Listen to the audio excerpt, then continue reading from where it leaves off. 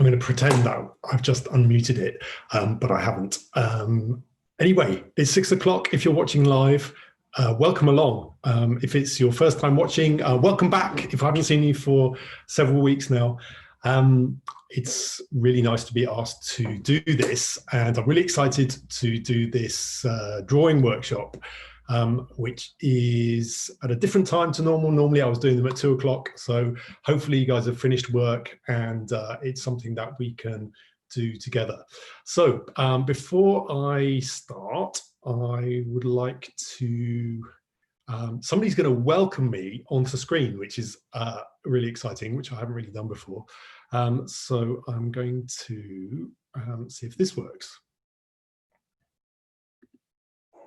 Hello, a very special welcome to everyone on this last Wednesday in August. Even if it doesn't seem like August, it really is August. We're really glad that you could find time in your busy schedule to join us as part of our Iggy Carpets virtual summer event program, Wish You Were Here, which may not be the most original, but it really does convey how I think we all feel this year. We really wish we could hold our usual face-to-face physical events, but here we are virtually.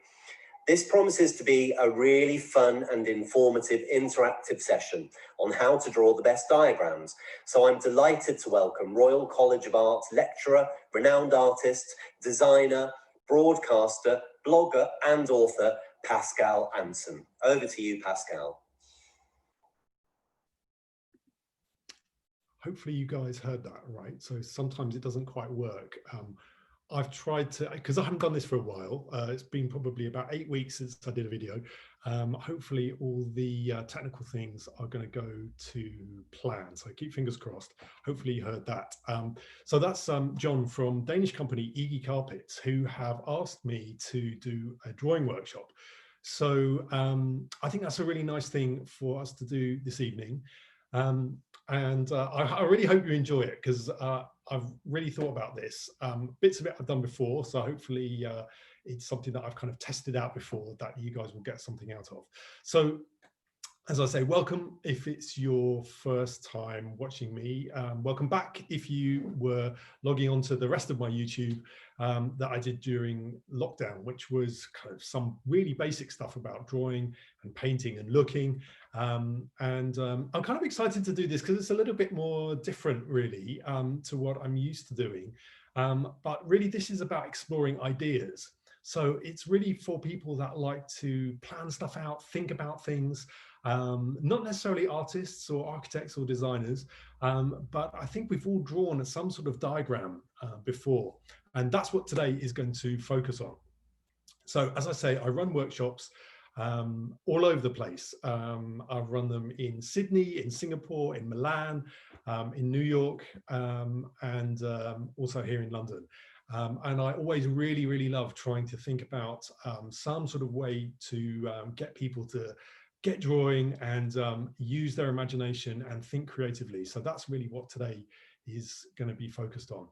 So my name is Pascal Anson. I'm an artist and a designer, and I'm one of those people that seem to have lots of different types of jobs and work in lots of different types of ways. So as John said, I'm a tutor at the Royal College of Art in the School of Architecture, but I've worked on BBC programs to do with art. I run my own design consultancy where I work on artistic projects and also design projects and other things as well. So that's a little bit of background from me. So what you need today is not too much in the way of art materials. You need a couple of pens. So maybe 2 different color pens would be a good idea, and some sheets of paper. So go and raid the printer, get some A4 pieces of paper. And probably whilst you're doing that, it might be nice to fix yourself a cup of tea, a cocktail. My cocktail is just a glass of water in case it's actually quite hot in this room. So I'll need to, excuse me, sip at that. So you go off and get those things, and if you haven't got them already, and I'll do a little bit more introduction. So please use this. This is my address on Twitter and Instagram. So what I'm going to be asking you to do is a set of really quick, fast, furious exercises.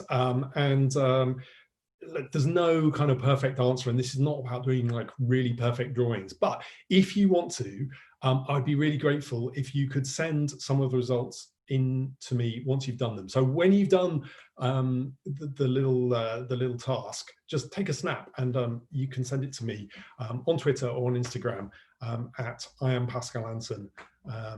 And it would be, I really always love seeing what you've been up to. So if you do that straight away, there might be time to share it. We'll see. Okay, so hopefully you've run around and got some equipment.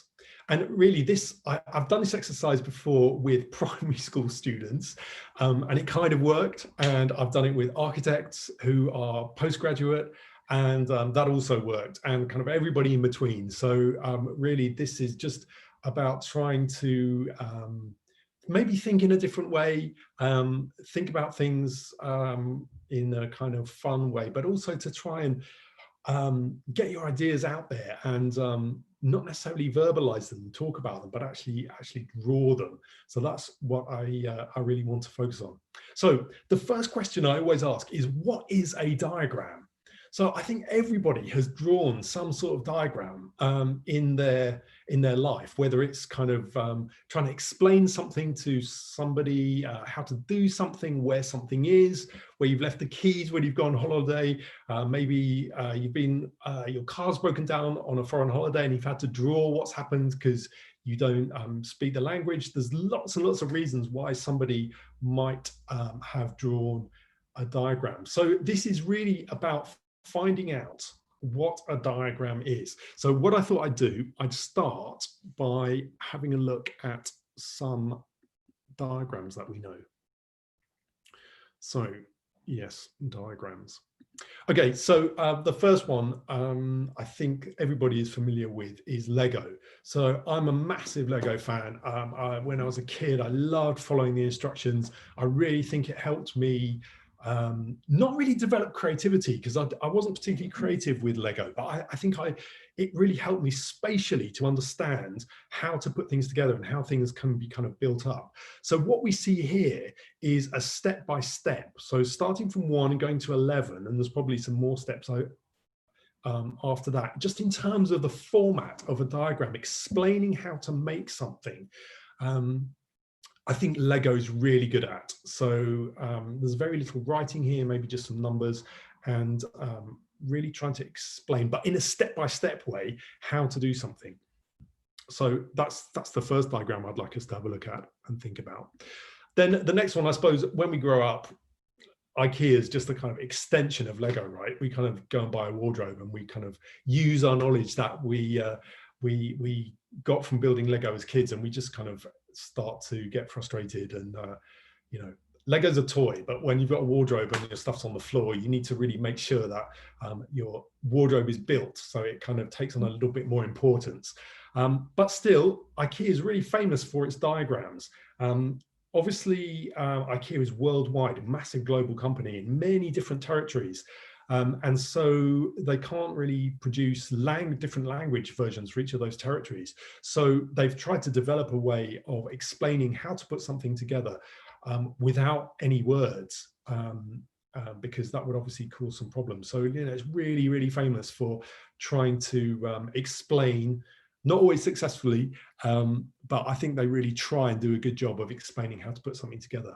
The thing I'd like you to look at here are these parts here, where there's a kind of zoom in to a little detail. I'm drawing your attention to that now because we might be able to use that later on and it might be helpful. And there is another diagram which we might be used to. So maybe this is something that we saw at school. So I remember being quite fascinated in biology about what was inside of me being explained as a diagram.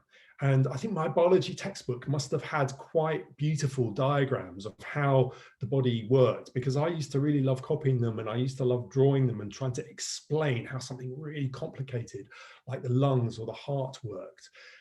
So I think diagrams here is somewhere else that we've kind of seen, maybe at school.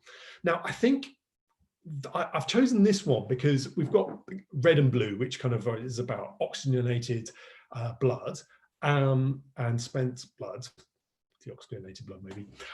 And I think the thing that I want to think about here is it's explained like this because it's a complicated system.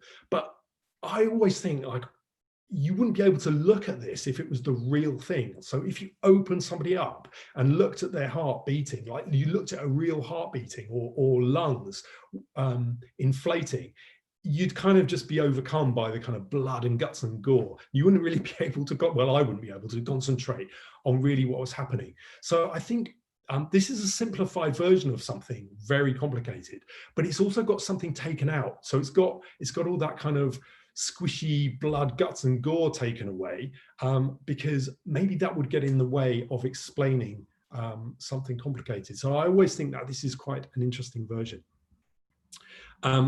Right, then I want to look at this. So another diagram of something very complicated, which most people are familiar with, is a tube or a train map. So here's the London Underground map. Not the latest version, because it doesn't have the Crossrail on it. But you know, it's got some new additions to it, and that's really a diagram that's evolved over 100, 150 years, something like that.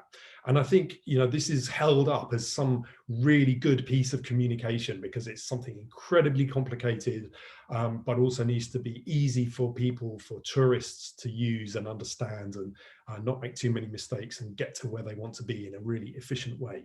However, I want us to look at something where diagrams don't work quite well. So that tube map is not, it's real in terms of where everything is and where the connections are, but we know that it's not real in terms of the distances, or it doesn't represent to some sort of understandable scale where each of the tube stations are, because we know that it's much, much more complex and chaotic and organic than this very carefully laid out diagram that we see here. So this is a route map of the Crossrail, and I thought this was really interesting because I was talking with my friend Kirsty, who's from Maidenhead. So Maidenhead is here, and as you can see, Maidenhead is south of the River Thames. So we've got the River Thames here, and then you can see it goes along to Taplow, which is north, then it crosses the River Thames, and you've got Maidenhead and Twyford and Reading, which are south of the river. Now let's look at the map when that Crossrail is put into the London Underground. So we've got the river here, and then we've got Reading, Twyford and Maidenhead north of the river. So sometimes diagrams don't always tell the truth. You know, they can kind of bend facts a little bit. I think in this case, if we think about why that is, so why a diagram would be maybe a little bit misleading, because those three stations are clearly south of the river, but in the diagram, they're north of the river. And my guess is it's not important enough to disrupt the rest of the diagram around here and start thinking about maybe confusing people. So somebody is making a decision to put information in and leave information out. And I think that's something really important that I'd love you to think about when we get going. So this session is going to last about 45 minutes. So we've got about another half an hour left. And if you're watching through YouTube, which I guess most people are, please use the sidebar to ask me any questions, because I can see Natasha, Michaela, Colette and Matthew. So hello to you. Thank you for commenting in there. And I'll get back to any questions that you want to ask me later on. Okay, so one of the questions that I always ask people when I'm working in this kind of way is what the difference is between a diagram and an illustration, because I think there's sometimes a little bit of overlap, and I think it's really good in this, whilst we're talking about this, to think about it. So I've done a little bit of, I've got a couple of examples, I've got some examples here. Well, I've actually got 5 examples. Right, so this is a graphic that I found, and it's an illustration of the financial crisis. So the reason this is not a diagram is because it's trying to communicate something. It's trying to show something. It's trying to show two people struggling to change the graph, to pull the graph up. So if we really look at what's happening here, we've got two people that are sweating.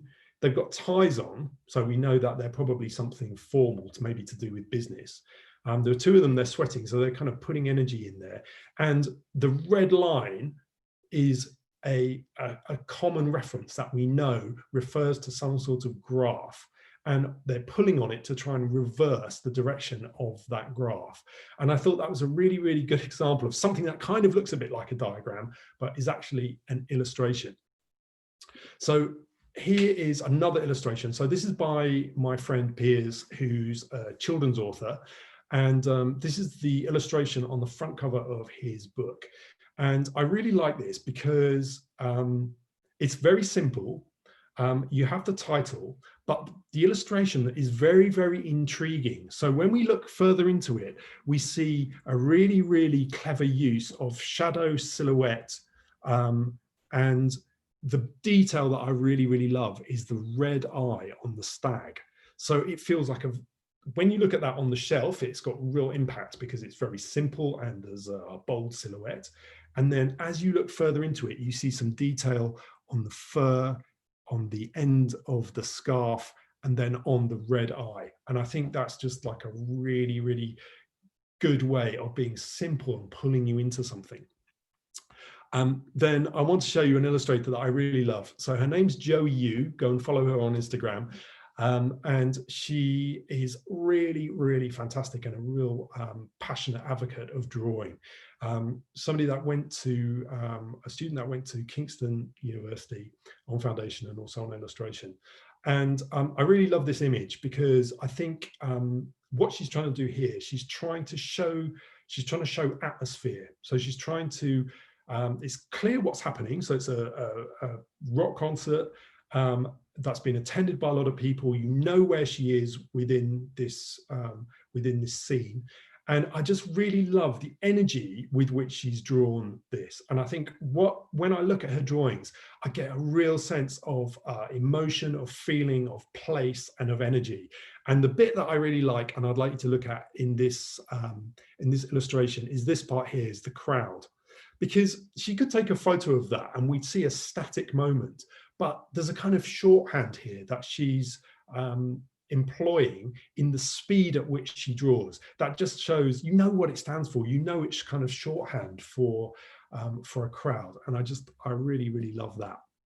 Then here is an illustration that I don't love, but I think serves really well for us to talk about something. So this is Nemo, and I think what this is really is a kind of romanticized version of something that, fish are kind of horrible, wet, or live fish are kind of, wet and floppy and slimy. And then this is kind of presented in a very kind of cute, romantic way. And then this is a different diagram again, which is Cy Twombly from the Mushrooms exhibition that was at Somerset House.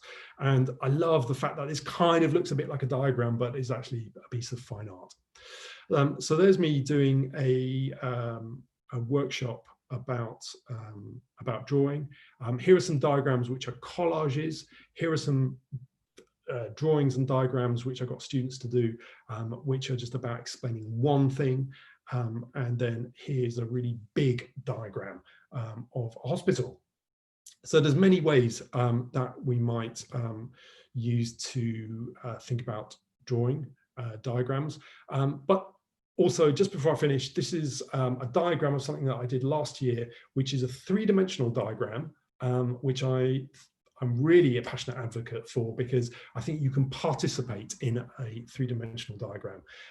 So this ball on the left-hand side shows you how the ball on the right-hand side behaves. And for me, that was a way for people to find out something and participate in something, so a kind of three-dimensional diagram. Right, I'm rushing through that because I think we need to move on a little bit to do some drawing. So I think, in short, my definition is this: an illustration supports an idea. So it supports something, and a diagram explains an idea or a concept. So I don't think I can explain it in a simpler way. There's many ways to do this. There's many versions, but I think that's kind of what I'd like you to think about. So, okay, let's start. So I'd like you to get 2 colored pencils, if you can, and a sheet of A4 paper.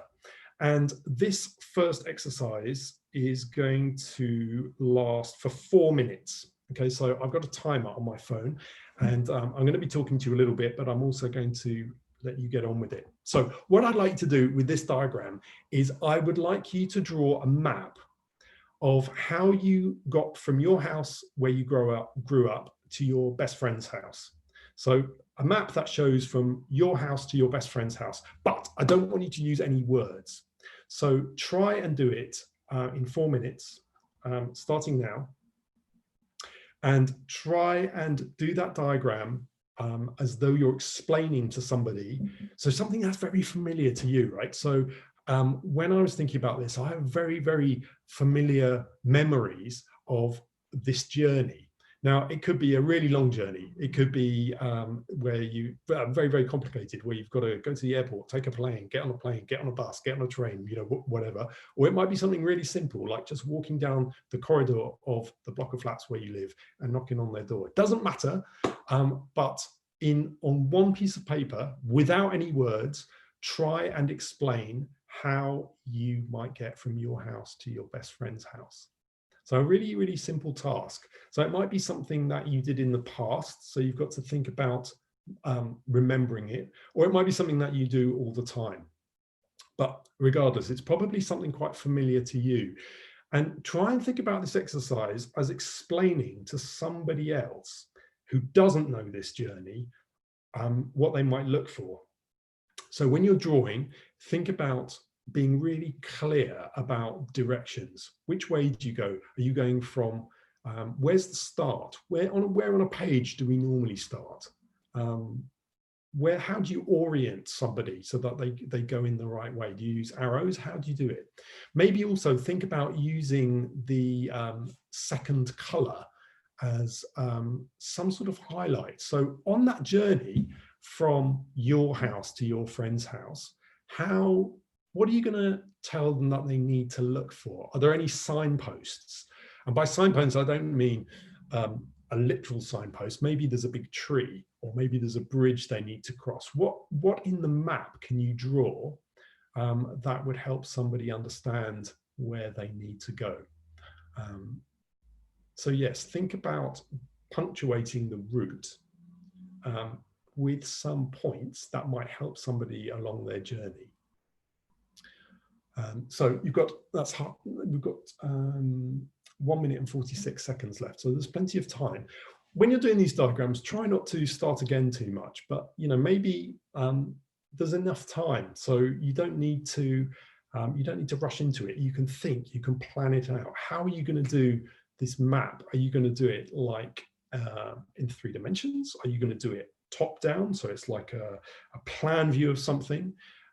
Maybe it's a section through a building where you need to show that you kind of go up some stairs or round a passageway. There's lots and lots of different ways to show this spatial journey from point A to point B.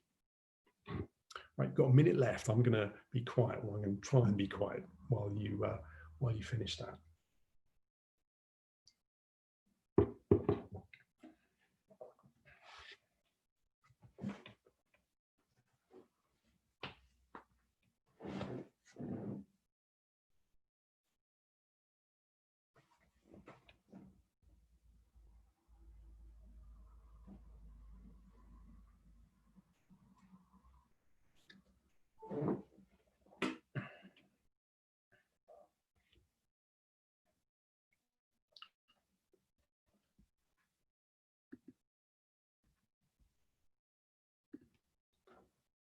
Okay, so just 20 seconds left. So really just try and keep to this time frame. And look, it doesn't matter if this is the worst thing you've ever drawn. It doesn't really matter at all. Just don't worry about it. When we stop, and we'll go on to the next thing. But just, yeah, try and pace yourself and keep to the time frame. And we're going to stop now.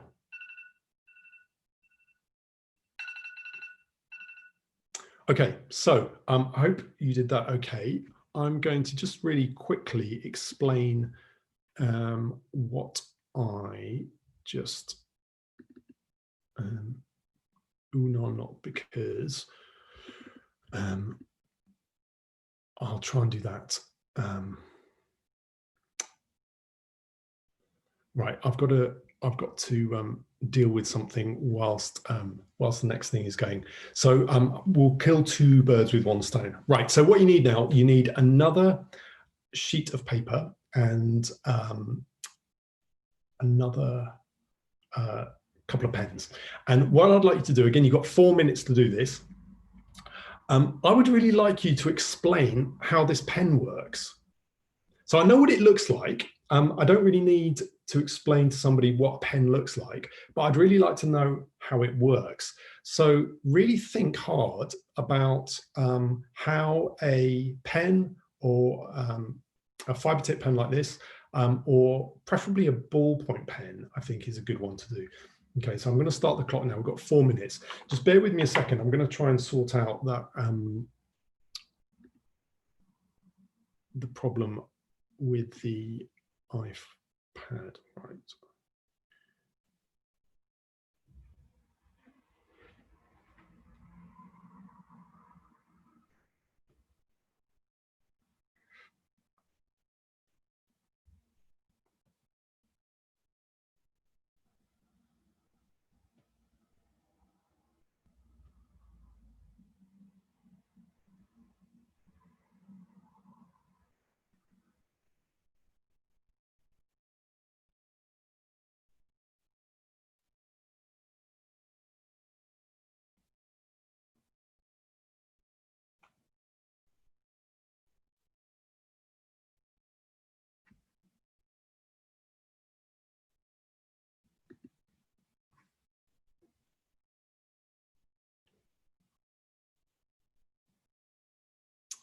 How are we doing? So we've got about 3 minutes left. I'm making some progress with my technology, and we'll see what happens.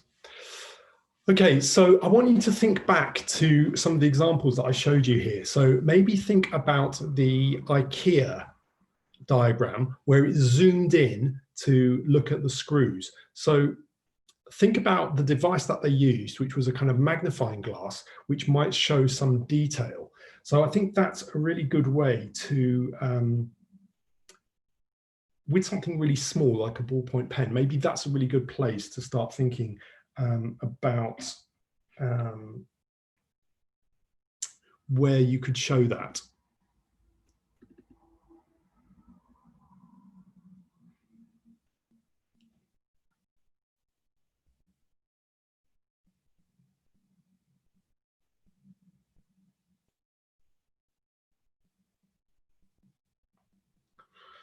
Actually, I know what I'm going to do. I'm going to just send this, and I think I will be able to do it that way.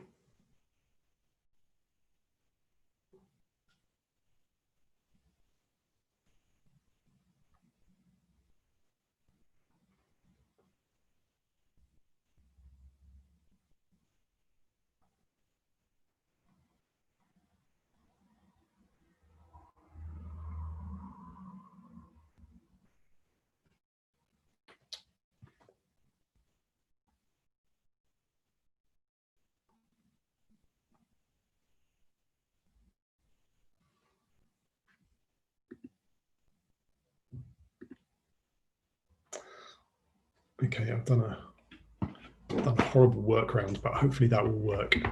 So we've got about a minute left with this.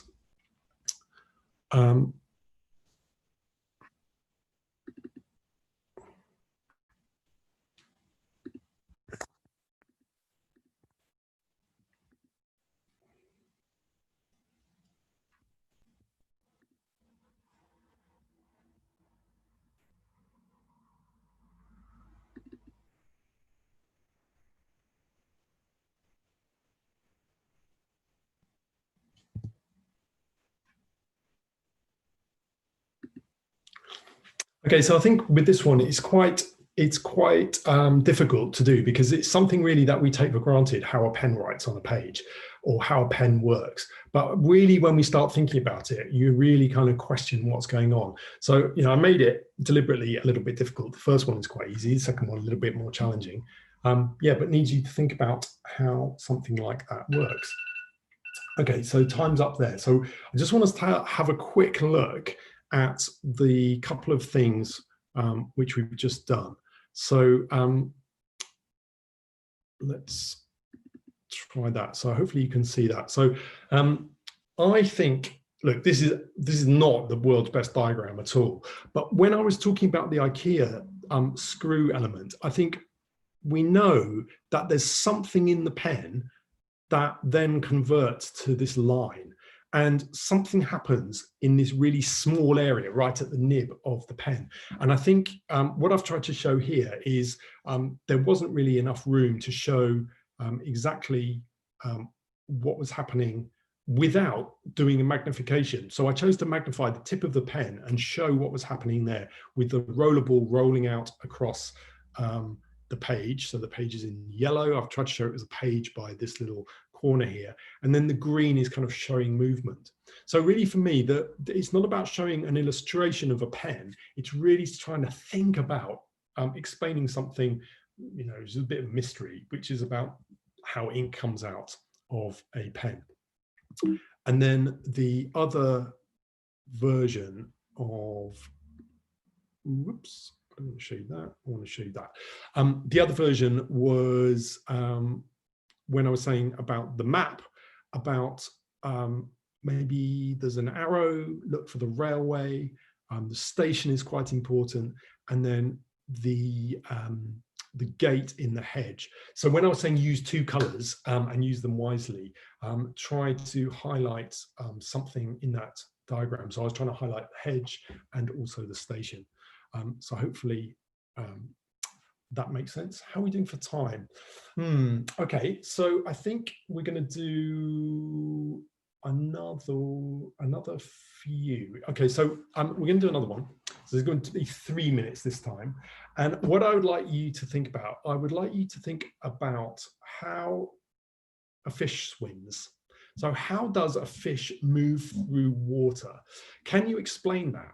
And I think whilst, you know, maybe take my advice of not drawing straight away. 3 minutes is quite a long time, but maybe think about, like with the Lego, maybe a step by step. So what's the first thing that happens? And then maybe the second thing that happens, and then the third thing or the fourth thing that happens. So maybe try and show this as a sequence or a step by step.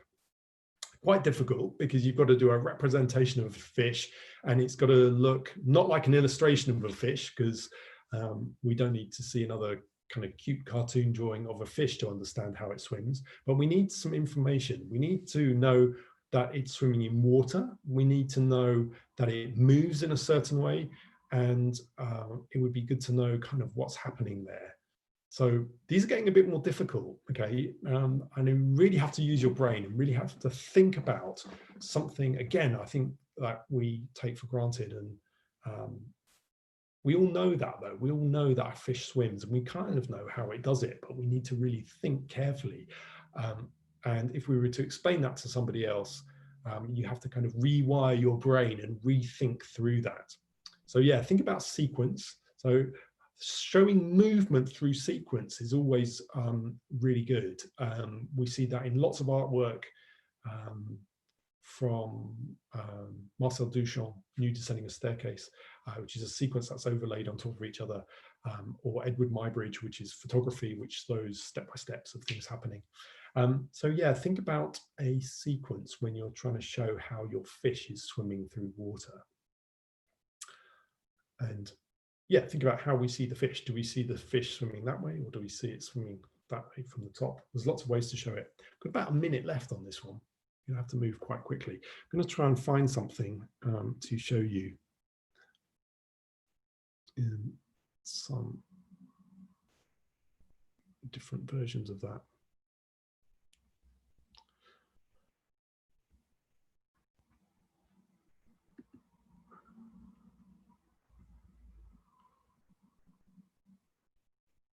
And Michaela on YouTube is saying it's not done brilliantly.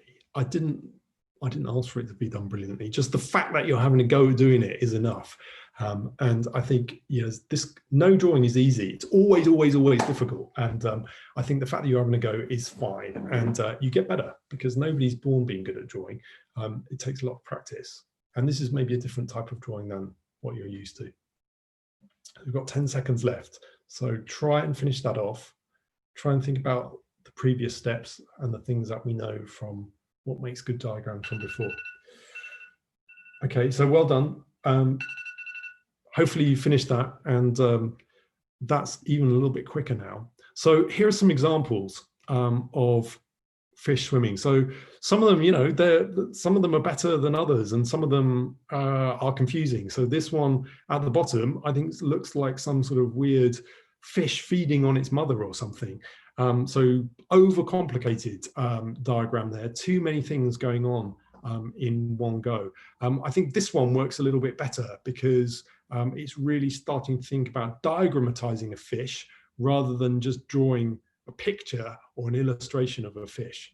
So, you know, some of those are better than others. I like this one because there's a little bit of water. We've got the sequence there. It's got a smile on its face, that fish. So yes, I think difficult. So let's move on. We've got another one to do. Right, so this one is also 3 minutes. And what I'd like you to do here, I would like you to diagramatize Harry Potter. So what I'm not looking for is an illustration of 3 cute characters. So that's an illustration. What I want you to do, I want you to think about the whole massive concept of Harry Potter and try and diagrammatize it. So this is definitely a simplification exercise. So Harry Potter, massively complicated, detailed story, but it's not really a really complicated story. It's actually a really simple story. So leave all the detail out and try and distill the story into something really simple. So I think there are kind of 2 fairly easy answers here. So get rid of all the detail.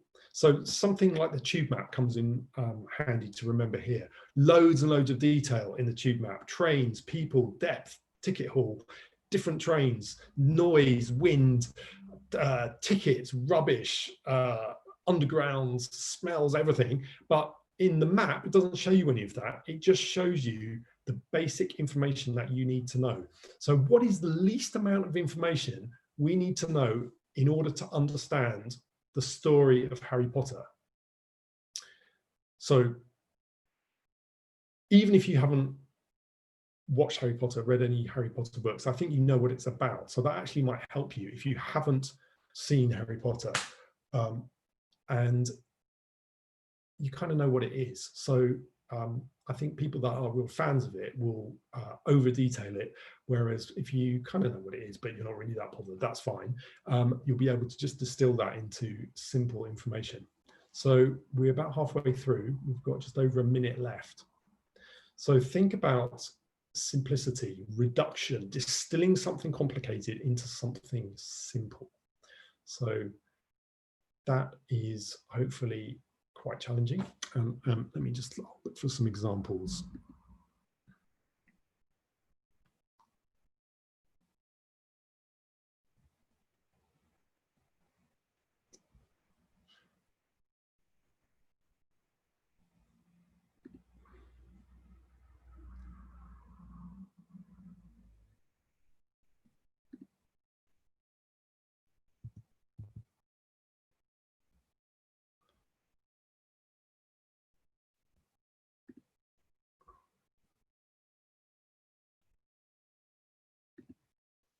Okay, so just a few seconds left with that. So quick.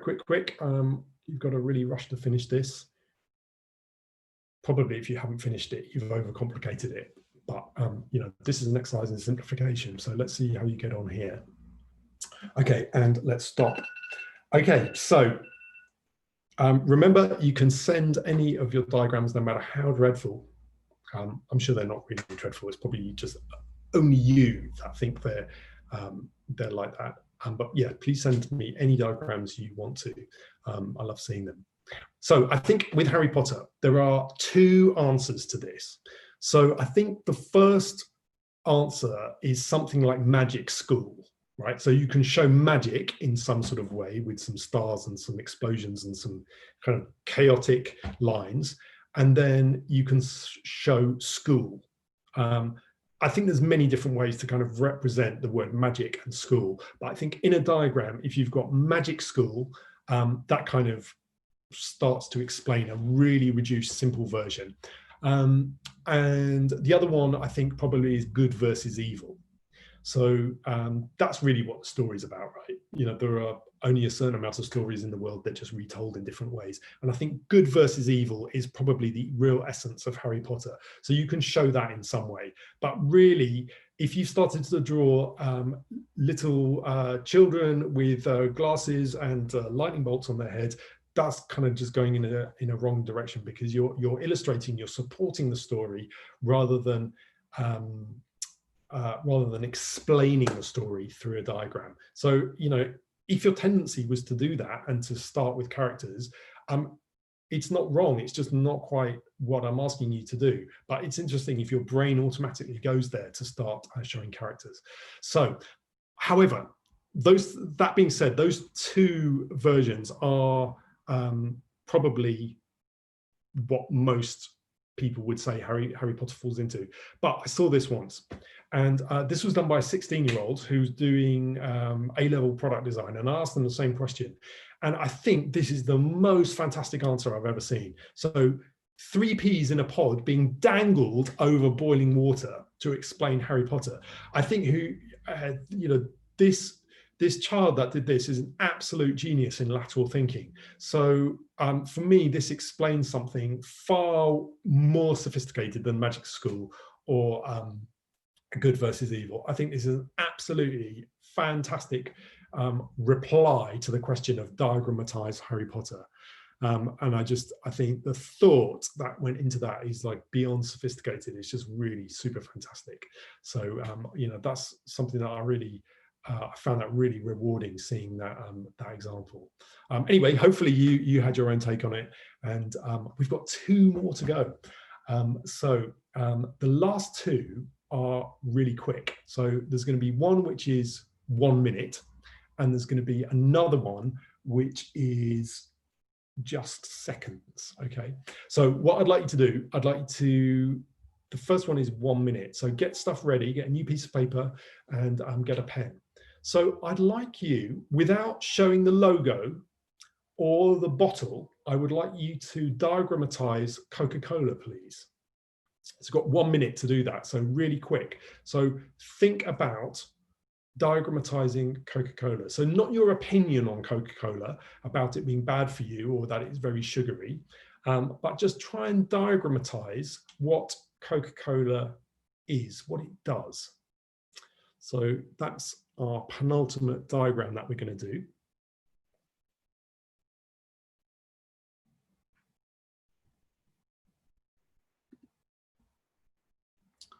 So halfway through, 30 seconds left. You've got to be quick with this one. You've got to draw faster and faster and faster every time. 15 seconds left. So quick, without showing the bottle or the logo. Think about, how do I show Coca-Cola? How do I diagrammatize Coca-Cola?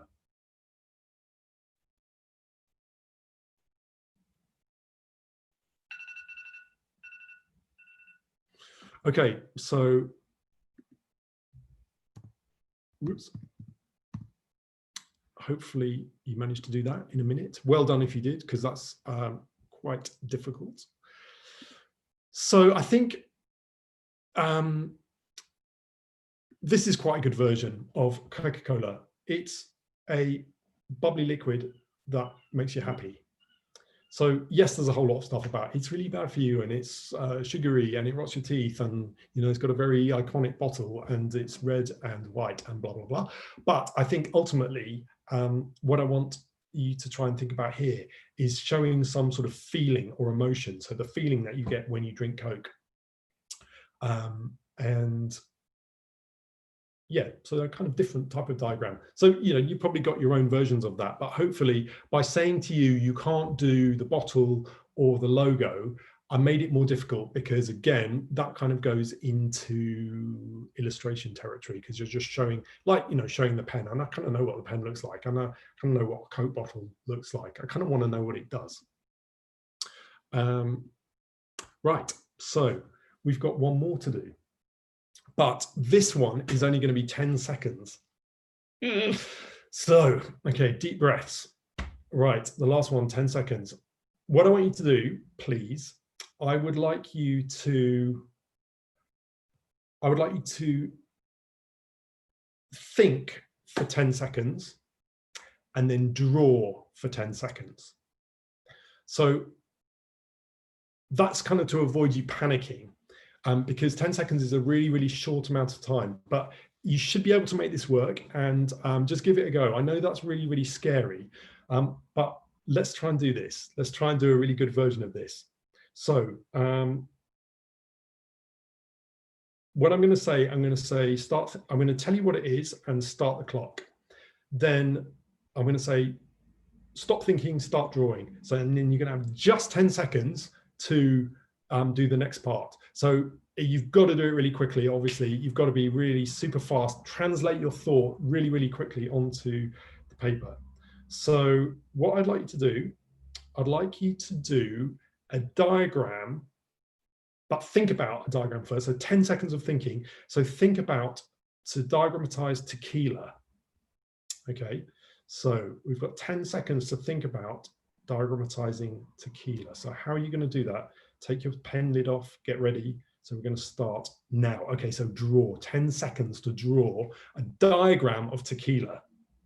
5 seconds, 4, 3, 2, 1. Okay, and stop. It doesn't matter where you've got to, you must stop. Okay, so this is not a minute exercise, it's a 10-second exercise. So hopefully that's a different type of reaction. Now, when I've done this before, I've also got a really fun one to show you.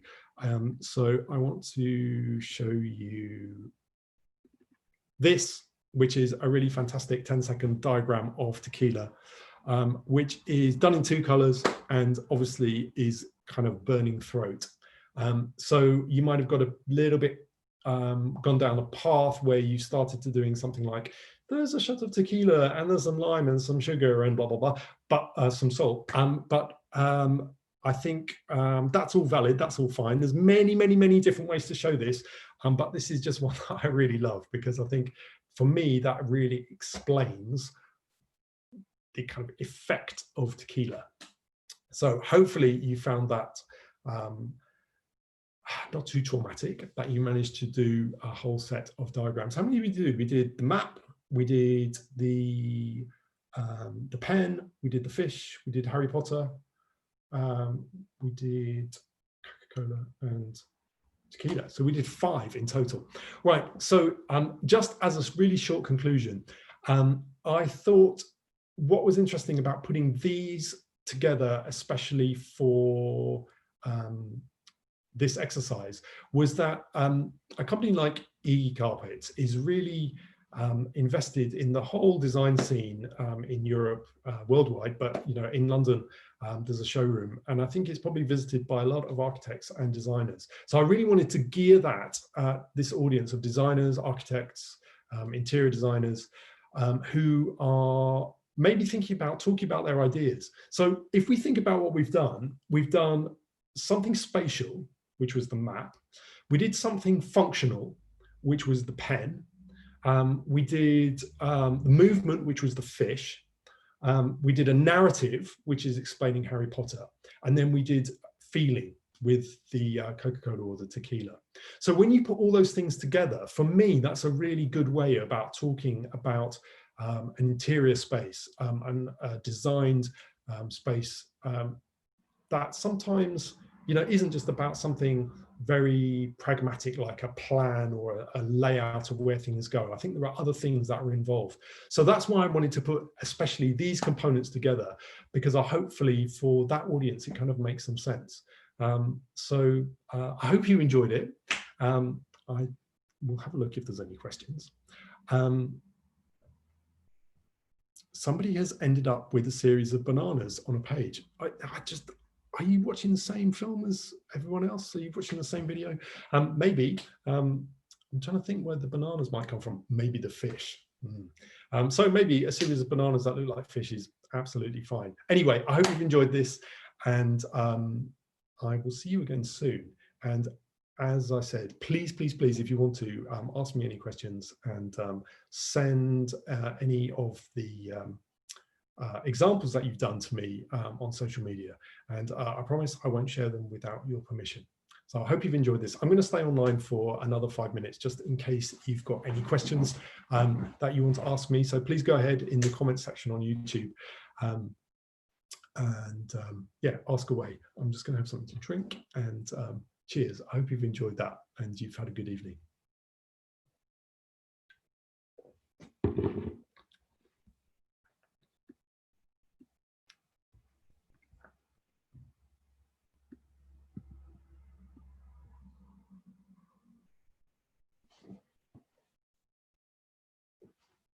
Colette says that she was laughing at herself all the whilst doing this. I think that's good, because I think sometimes this is quite stressful, right? This is quite a stressful exercise, especially when it gets to the Coca-Cola and the tequila. I think it gets difficult, yeah, you know, a bit of pressure is always good, because I think especially with the tequila one, what I find is that you don't have time to start thinking about explaining it to somebody, so you get a really visceral response from your drawing, your diagram. So as you can see, that drawing of the burning throat, you know, that wasn't really that wasn't really for showing anybody. But then, you know, when you start looking at it, I just think it kind of looks like this amazing work of art. And if you had longer to do that, you wouldn't end up with something as good as that. You'd end up with you'd end up with something far much more self-conscious. And I just absolutely love that. In terms of what it expresses in the time. So, you know, making art is kind of, it's not always about spending ages and ages doing something.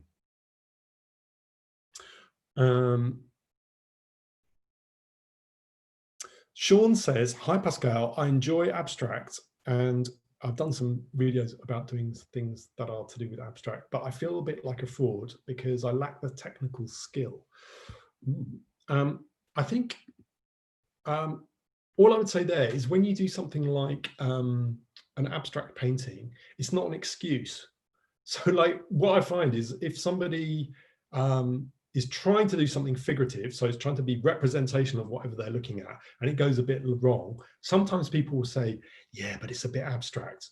And that's absolute rubbish, right? That's just an excuse to say, I didn't look very well there, or like I made a mistake. So don't use abstract as an excuse, because it should be something really intentional and deliberate.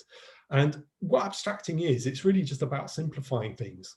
So it can be about simplifying, it can be like an action word, like simplifying something that you're looking at and making it more simple. So the tube map is fairly abstract because it's leaving out lots of information. But abstract can also just be about enjoying the medium and shapes and trying to make those work. So, you know, don't feel like a fraud, but I think just try and, you know, it's not an either or thing. It's not like either you can draw or draw paint, or you can do stuff that's abstract. I think there's room for both. And, but, you know, needs practicing. And, you know, you'll see from my videos, some of them don't work out. So I think often with abstract, you need to practice over and over again to get that right.